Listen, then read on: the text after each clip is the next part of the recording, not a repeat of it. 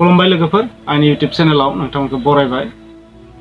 दिनै आं नोंथांमोननो राजखान्थिनि भिडिअ लानानै फैदों। दिनै आं नोंथांमोननो तामुलपुर विधानसभा बियाबनि बारग' MLA इमानुएल मुसाहारी बिथांनि माखासे राजखान्थियारि एटाक UPPL नि सायाव प्रमद बर'नि सायाव माखासे राजखान्थियारि एटाक माबायदि बिथाङा एटाक खालामदो बेनि सायाव आं नोंथांमोनजों सावरायगोन। माने टिकेट मोननो थाखाय उफ्रा इलेक्शनाव टिकेट मोननो थाखाय बिथाङा मा स्ट्रेटेजि बाहायदो जोबोर इन्टारेस्टिं नङा होमबा।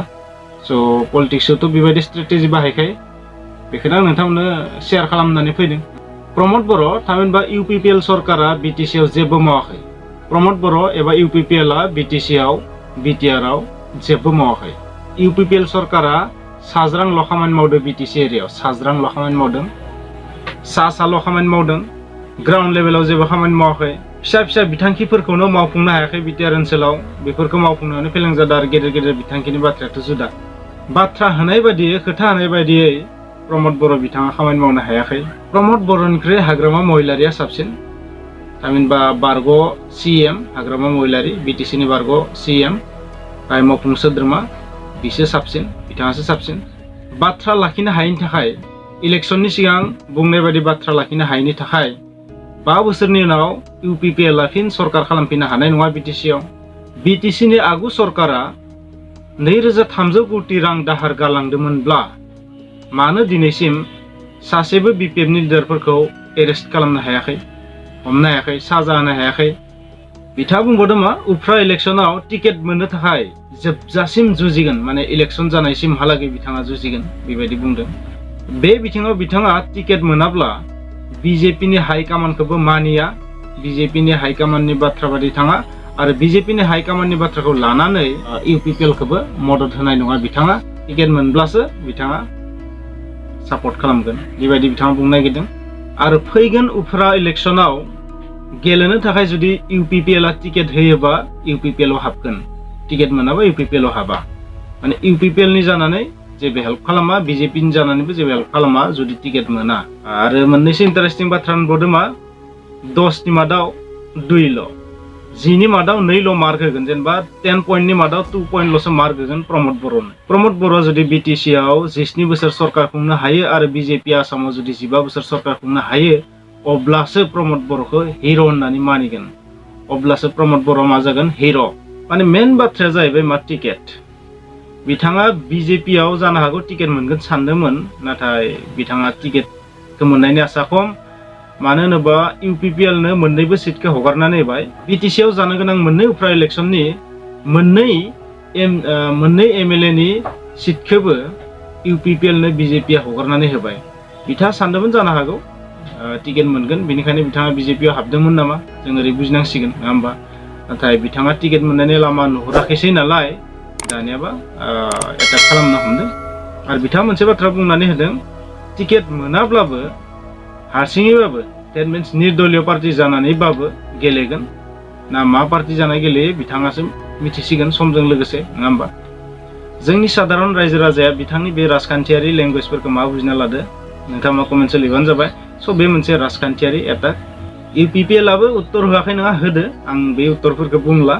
लोगोसे प्रमद बर' बिथाङाबो माखासे उत्तरखौ होआखै नङा। थुलमुलै प्रमद बर' बिथाङा बेखौनो बुंनो नागिरदो, माने राजखान्थिनि थाखाय, पावारनि थाखाय, राजखान्थि गोहो मोननो थाखाय, MLA MP बायदिसिना जानो थाखाय जानला मानला बुंबानो जाया। जानला मानला बुंनाय राजखान्थिया मोजां नङा, बे गोरोन्थि। माने जानला मानला बुंनाय राजखान्थिया गोरोन्थि। बुंनो थाङोबा मोनसे बाथ्राया बेनो, बिथाङा गावनि हानजानि मर्यादाखौनो लाखियाखै, हाइकमान्डखौनो बिथाङा मानियानो। टिकेट मोनबासो मानिगोन। डेट मिन्स बिथांनि टारगेटआ अनलि MLA जानाय बा टिकेट मोननाय। बाखि रायजो राजानि बाथ्राखौ बिथाङा बेसेबां सानदो बे समजों मिथिसिगोन नङा होमबा। टिकेट मोननायमोनब्ला बिथाङा बेबायदि खुगाखौ खेवनाय नङामोन खोमा। थारैनो टिकेट मोनैनि थाखायनो बेबायदि जाबाय होननानै आं सानो। आरो लोगोसे टाइमिं, आगोल बिथाङा गोबां बाथ्राखौ बुङाखैमोन, नाथाय दा सोरखौबा गाज्रि बुंनानै सुबिदाखौथ' लानांगोन ना नङा होमबा। बेनो राजखान्थि, गासैबो बेखौनो खालामो। बिथाङाल' नङा, इमानुएल मुसाहारी बिथाङाल' नङा, गासैबो बेखौनो खालामो। सेम माने गंसे नावनिनो सुबुं राजखान्थिनि सुबुंफोरा। जेब्ला इलेक्शन फैयो अब्लानिया सोरनिबा गाज्रि बुंनो स्टार्ट खालामो, बेनो राजखान्थि नङा होमबा। जोंनि रायजो राजाफोरा खिन्थु बेफोरखौ हमना मोना गोबां सुबुङानो। आदारवाइज लानाङा बिथांमोननि बुंनायखौ बिथांमोना राजखान्थिया एटाक खालामदो भट मोननो थाखाय सोरखौबा गाज्रि बुंनानै भटखौ एसे दानगारनो हायोबा बेनोथ' पलिटिक्स नङा होमबा आरो इउपिपिएलनि लिडारफोराबो उल्था बिथांखौ जावफिनसिगोन मा होनना जावगोन नोंथांमोनाथ' मिथिखागोन थांनाय 19 बोसोराव हाग्रामा महिलारिया मा मावनाय नङा होमबा माने मावदो आरो मावाखै मावदोंना मावाखै सोर मावदो सोर मावाखै आरो मोनसे बाथ्राया बेनो 2300 कोटि जि दाहार गालांबा सोरखौबा एरेस्ट खालामनो हायो ना हाया आंथ' मिथिया नाथाय जुदि घोटाला खालामबाथ' एरेस्ट खालामनो हायो जुदि प्रुफ मोनोबा दाहार गालाङोबा एरेस्टथ' जानाङा आंनि हिसाबाव बिथाङा मा बुंदों बिथाङासो मिथिसिगोन नङा होमबा जायखिजाया जेरै हायो एटाक खालामनाय नङा होमबा जों पाब्लिकआ जेबो साननांगौ गैया जों पाब्लिकआ साननांगोन मा सोरनो भट होयोबा रायजोआ लाब जागोन नङा होमबा बे जों रायजोनि खामानि बिथांमोना राजखान्थियारि एटाक खालामबाय थानो हो इउपिपिएल बिपिएफ बिजेपि जुद्ध नांबाय थानो हो नाथाय जों भटखौ ओरैबायदि होनांगोन जायनो होयोबा जोंहा लाब जायो थांखिना बुंनो हाया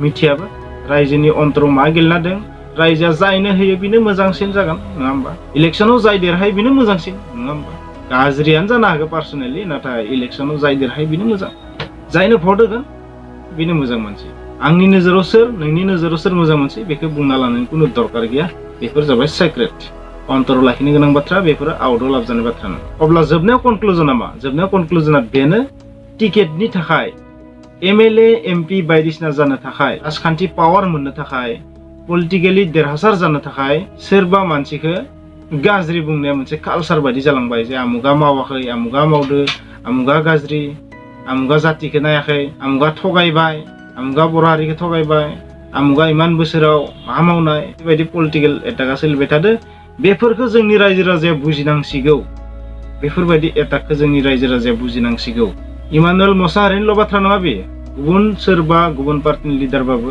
बे टाइपनि बाथ्रा बुङोबा बेखौ जों बुजिनाया मोजां बे राजखान्थियारि एटाक पलिटिकेल गेमखौ जों जुदि बुजिना मोनाबा मोनसे समाव जोंनि बर' हारिया गेरेमसा जानाय नङा होननानै आं सानो स' जों जाय बर'लेण्ड ओनसोलाव दं बे बर'लेण्ड ओनसोला जौगानाय नङा होननानै आं सानो आसा खालामबाय नोंथांमोना माखासे बाथ्राखौ बुजिना मोनबाय जुदि बुजिना मोनदोंबा बे भिडिअखौ लाइक खालाम शेयार खालाम कमेन्ट्स खालाम आरो जुदि चेनेलाव गोदानबा प्लिज साबस्क्राइब खालाम खुलुमबाय।